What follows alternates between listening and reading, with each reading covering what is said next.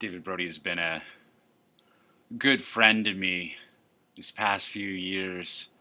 He's a bright young man living in South Korea, teaching English to Korean children. Very serious about ideas, very philosophically interested, and has an open, questioning mind. So, of the questions that I've heard since Man Alive was published, I think of the good questions that I've heard, 90% of the good questions have come from David Brody. I really appreciate it because the only way I grow, well, not the only way, but a way that I grow in my thinking is by figuring out what I'm not managing to successfully communicate. And that's what I get back from David, I think, more than anything else, is the opportunity to elaborate on ideas that I've discussed in order to make them clearer. He's a real boon to me. I really admire him and I really appreciate him. I really like having him in my life, which argues that someday our relationship will blow up because this has been a repeated history of my life. But hopefully I won't be at fault, and whether I am at fault, I will never not be appreciative for the things that David Brody has done for me. And here he is again. In light of our discussion last week of the frenzied sexual cargo cults brought to us by the sexual revolution, the insane, frenzied pursuit of getting laid at any price, where getting laid means not dating, not liking each other, not loving each other, not respecting each other, not seeing each other ever again, certainly not dating, not becoming involved in a romance with each other, not getting married to each other, not starting a family together, not having children together, not raising those children together, not launching those children off into adulthood on their own, there to make children of their own and grandchildren for you, not to embrace together side by side, night after night, morning after morning, until one morning one of you doesn't wake up, not to live together and love together till death do us part, but simply to get laid. And in the process, I don't remember this, in the process I might have said something about working at your marriage. If you work at your marriage, I can hear the words coming out of my mouth. I don't remember saying them, but it's exactly the kind of thing I say all the time. And David commented on that video asking, what does it mean to work at your marriage? He said that he hears this expression all the time, and isn't quite clear on what it might mean to work at a relationship, any sort of relationship, or a relationship of, I don't know that he's saying any sort of relationship. He might just be talking about a romantic relationship, and that would be my understanding of the question in any case, that he's really talking about what does it mean to work at a romantic relationship, what does it mean to work at a marriage. And I hear a question like that, and I think, what's missing from this? How is it hard to understand? What is preventing us from looking out at the world and seeing the exact same thing? Slightly different perspective due to the parallax effect, but other than that, exactly the same world out there. What do I see that makes it obvious to me that marriage, alike unto every other sort of relationship, requires maintenance? Why is it that I see that so obviously, and why is it that David doesn't see that as obviously as I do? And if you work from an externalized ethics and a malevolent universe premise, you might presume that it's David who's in the wrong. My attitude is exactly the opposite. I know that my ethics emerges from the inside out, and that the universe is a wonderful, beautiful, gorgeous garden of splendor, and that therefore the miscommunication is entirely my fault. It's not David's fault, it's my fault, or the fault of the maps that we're using, that I'm using one map and David is using another, and we're not aware that we're using different maps.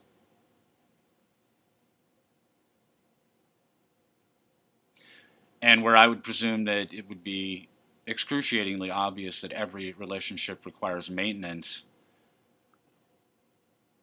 I can attend to David's question and think, could this be a blind spot error? I am interested in blind spot errors anyway. where something is obviously true of an entire class or category of phenomena, and yet people excise one particular instance of that class or category and say, oh no, this time it's different. This one is different. This is a different scenario. Or that would, I guess, be kind of the deliberate induction of a black swan fallacy. The alternative is not deliberately isolating one element, but failing to include that element in the class or category in the first place. Um, the one that pops out at me um,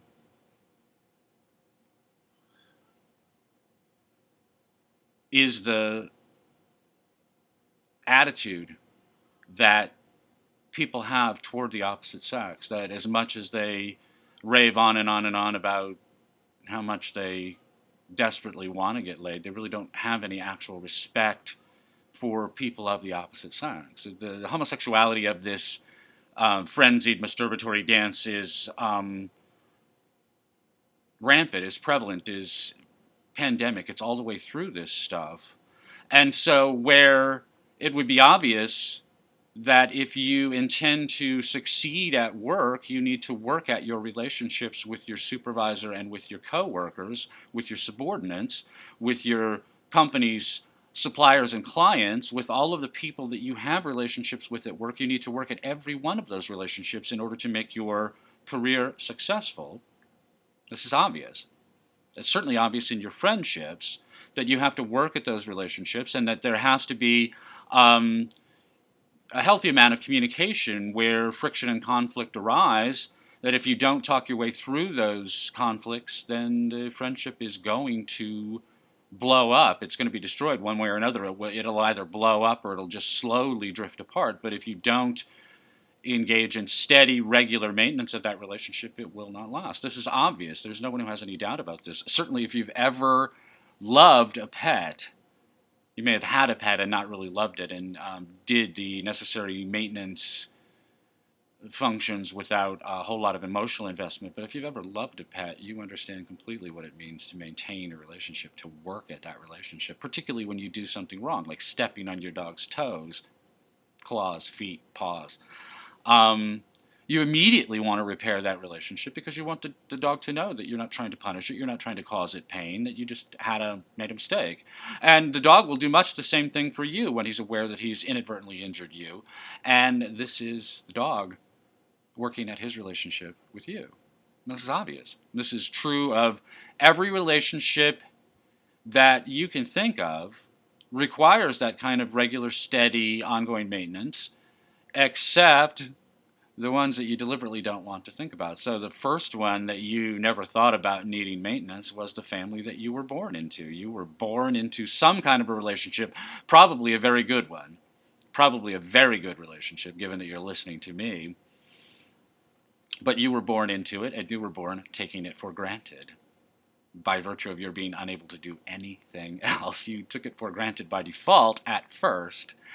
And then you steadily, over time, acquired the ability to discover that the obligations of the relationship ran both ways, and you may have continued to take it for granted, or at least not embraced your own obligations within that relationship, instead honoring them mostly in the breach, and then sullenly and resentfully. If you didn't do this, you can pat yourself on the back, but the harder you pat yourself on the back, the more likely I am to conclude that you did it even worse than I'm describing. I think everybody does this. This is in the nature of being born into a human family, is to take it for granted for a number of years and possibly even decades, hopefully not too many more than 2 decades. But eventually, ideally, hopefully, you achieve adulthood, and I've been thinking about what adulthood might mean, and a very good standard for judging adulthood, not looking for biological characteristics and not looking for external characteristics like high school diplomas or college degrees, driver's licenses, first jobs, first marriages. Not looking for any external considerations like that, but a bright line distinction that you can observe in any individual human being would be the point at which that person recognizes that the obligations within his family of birth, his family of origin, run both ways, and steps up to take responsibility for holding up his end, her end. And at first, that may not be too impressive a performance to an uninvolved third party. It will be very impressive to mom and dad, I promise you. They're dying to see this. And it may be very impressive to you just because you took the initiative. You saw something that needed to be done. You didn't wait around to be told to do it. You didn't wander around looking for someone to absolve you of the responsibility of doing it. Instead, you just rolled up your sleeves and you dug in and you got the job done. You took responsibility for something that your family needed because you knew that your family needed it and you knew that you were available to do it. And you just got it done. And when you start doing things like that habitually, routinely, that's a good way of measuring your status. Are you a child or are you an adult? Well, you're an adult when you take those kinds of responsibilities. And the other exception that we will find far too often to the obvious idea that relationships require maintenance, the exception would be, of course, romantic relationships, your love relationships, your loving relationships, your relationships with the opposite sex. And the reason that people might deliberately deceive themselves about those kinds of relationships not requiring maintenance is because they don't intend to hew to them. They don't intend to commit to them. The lack of commitment is a lack of investment. A lack of investment is a lack of a reason to roll up your sleeves and dig in and do the work. Instead, it's a much greater incentive either to wait around to be told what to do, to wander around looking for someone to absolve you of the responsibility, or simply to bend or break the relationship. You don't necessarily have to break it right away. You can just do nothing until it breaks by default. The runaway minivan.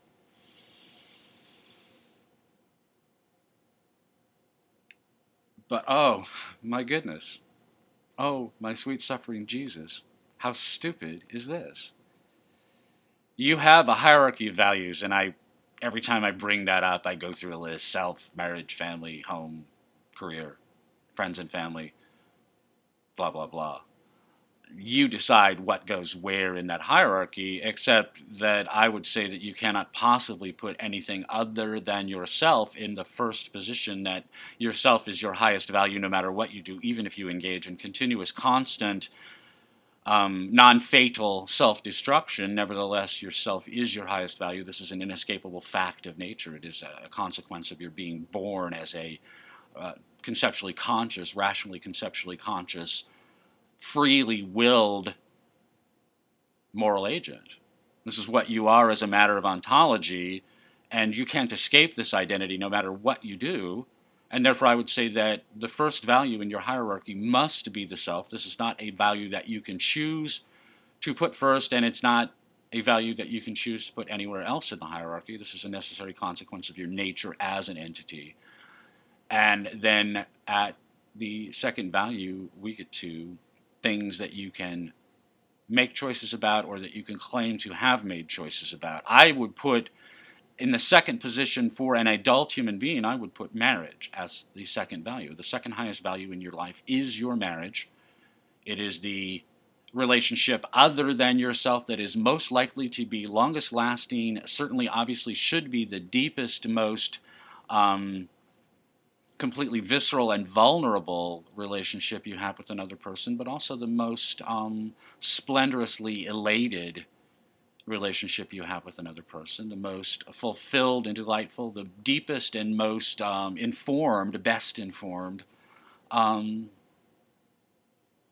relationship that is most completely consonant with yourself as a value. And this should be your second value as you are an adult. When you're a young person, when you're an adolescent, when you're a teenager, when you're a student, your second value is your education. When you're a young adult, before you're emotionally involved with someone else, it undoubtedly will be your career. But I would argue that the appropriate age for that marriage to take its place as the second value in your hierarchy of values is a fairly young age, is 16, 17, 18, 19, 20, 21 years old. Not too much older than that.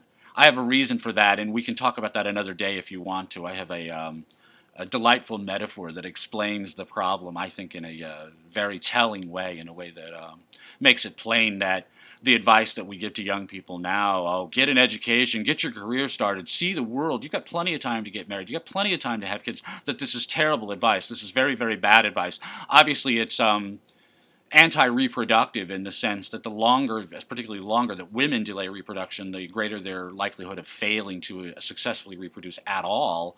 But the argument that I would make about marrying young obtains in this way also, that the later that you marry, the more romantic attachments that you have before you settle down and conclude that you will never shop any longer, and therefore settle down in order to have children, that the later that you do that and the more romantic entanglements you have before you do that, the greater your chances of failure at doing it when you finally get around to it. We can talk about that another day. But I think that it's fascinating that there could be a blind spot as regards marriage as a relationship, because it is the second most important relationship in your life. That your career might come in fourth or fifth or sixth or seventh on your hierarchy. It's going to be fairly high, but it cannot possibly be first, second, third, fourth. I mean, maybe fourth, it might slide in there. Before you have children, it might be third. But if you can understand that you need to actively, steadily, and successfully maintain every interpersonal relationship you have in your career in order for your career to be successful, if you can understand that for a value that's lower on your hierarchy than your marriage, then how could you possibly miss the importance of maintaining your second highest value? Where would that blind spot come from? And I don't know that it's really a blind spot. In other words, I don't know that it's really a moral failing on the part of people that they don't acknowledge the importance of working at their marriages. May not actually be a moral failing. It may well be part of our the philosophical water we swim in, that Marxism is anti-identity. Marxism is an incredibly successful philosophical movement, and the greatest of its successes is the readiness that other people have to dismiss that success. Oh, what are you talking about? Marxism's dead. Reagan killed Marxism. No, Marxism is not dead. Marxism is everywhere, and Marxism is vehemently, virulently, viciously, vigorously anti-identity. And it easily could be the case that the pandemic inability that people have to see the importance of maintaining the second highest value in any individual person's, any adult human being's life, their inability to see the importance of maintaining that value is a function of this anti-identity philosophy that is ubiquitous, that is the corrosive gas that we breathe. More than the water that we swim in, it's the water that we swim in, and when we finally crawl out of the murky depths and slither up on land, it's the corrosive gas that we breathe. But it is very much anti-identity to fail to understand the importance of your marriage in the execution of a successful, fulfilling, satisfying, flourishing, adorable human life. That without working at your marriage, and working at your marriage as much as necessary, as hard as you can, without working at your marriage all the time, you will not get what you want out of your life. You can dismiss me now and argue against me now if you're 17 or 27, but when you're 47 or 57 or 77, and you look around you and there's no one there, and you realize that someday your casket will be lowered into the grave by strangers, and there will be no one there to shed a tear, to remember that you ever lived at all, then you will think differently. And we could argue that whether it's a blind spot or it's anti-identity, what makes it work is the underfathering that all of us grew up with. Because by age 14, 15, 16, 17, a well-fathered child should understand his responsibility to his birth family, and he should understand the responsibilities that are to be expected of every adult within the home, in his home life, whether he's still living in his parents' home, he's moved out to live on his own, is anticipating moving in with his spouse, understands the obligations that go along with becoming a part of that kind of relationship. You understand the obligations that go along with having your job, with pursuing your career. You understand the obligations that go along with maintaining your friendships. You understand the obligations that go along with loving your pets. And yet somehow you manage to fail to understand the obligations that go along with your storgic relationships, whether that is as a child and adolescent within your family of birth, or as an adult within your marriage and in the family that you make with your spouse. This failure to understand the obligations that go on along with storgic relationships is a potent, palpable evidence of the underfathering that all of us have lived through, the underfathering that all of us have endured. And in consequence, each one of us, to the extent that we do mature into adult human beings and do take up those obligations that are attendant upon adulthood, we do it late because we end up having to father ourselves. And as I said, marrying late, having children late, building a family late, these are bad ideas. They introduce the much greater likelihood of the failure of those relationships because you started them too late, and you had too many failed relationships before you got to the one that you really tried to make work. But the question remains unanswered. What does it mean to work at your marriage? I would say that the half of the movies that I've made since Man Alive was published in one way or another deal with the subject of working at your marriage. It's something that I do all the time anyway. I am very happily married. I love being very happily married. I worked very hard to get to the place where I could say that I'm very happily married. My wonderful wife is good at being married and is good at finding happiness in less than perfect marriage, which I gave her for a number of years, too many years. But she's totally wonderfully adorable, and she's as close to moral perfection as human beings can get. I don't deserve a woman that beautiful, that kind, that loving, that nice, that wonderful. I don't deserve it. And therefore I work very hard to hang on to it in the hopes that someday I will live up to that full value. I love it. I do love it. I love being happily married, and I love having gotten to the place where we are so happily married, but we got here by working at it. And so if you revisit my videos, you should watch one a day anyway, but if you revisit my videos, you will see me talking about how to work at your marriage quite a lot. One video I made last fall, just after I got back from Tampa, I made a video called Making More Love More Often. It's about how married men can have sex more often. That's what it's really about. But the way that married men can have sex more often is by being much, much more loving in their relationship, in their marriage, being more loving to their wives. And the more loving they are to their wives all the time, the more readily forthcoming their wives will be when it comes time to get naked and fall deeply in love yet again, to fall in love all over again. But everything that I talked about at self-adoration and everything that I talk about generally is analogically applicable to this, because all I'm ever talking about is getting better at what you do.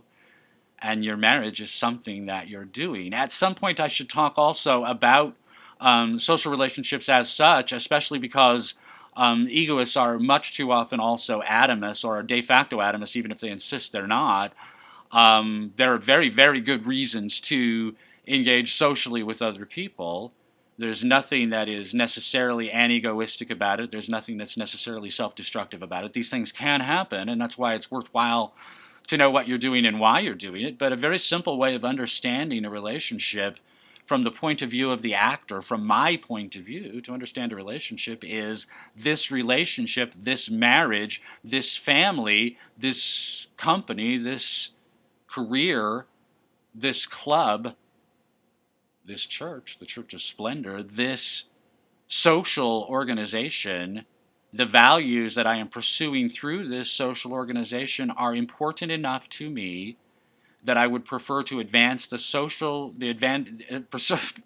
I would prefer to pursue the advantages, the values of the social organization instead of something else that I might do with my time.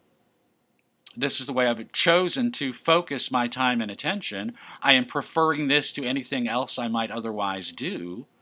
Thus, I am making myself a part of this. I am making it a part of me. I am saying to this thing outside my mind, you belong inside my mind, and pulling it inside my mind and making it one of my priorities. It matters to me. It's a matter of moment to me.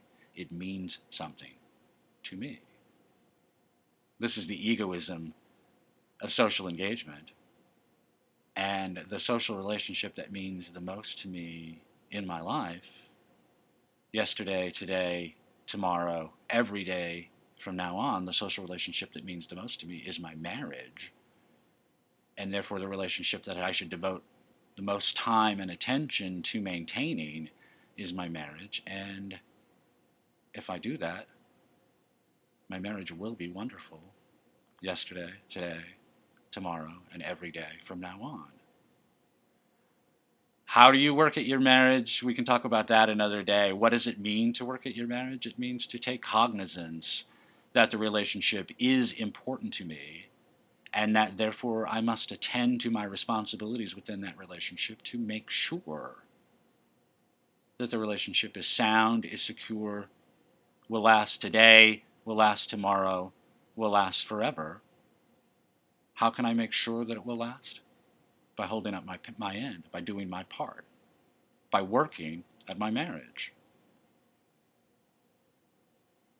David, if I'm not clear, let me know, because I learn a lot from answering your questions, and I'm very grateful to you for taking the time to think through what I say and to hit me back with things that aren't clear to you.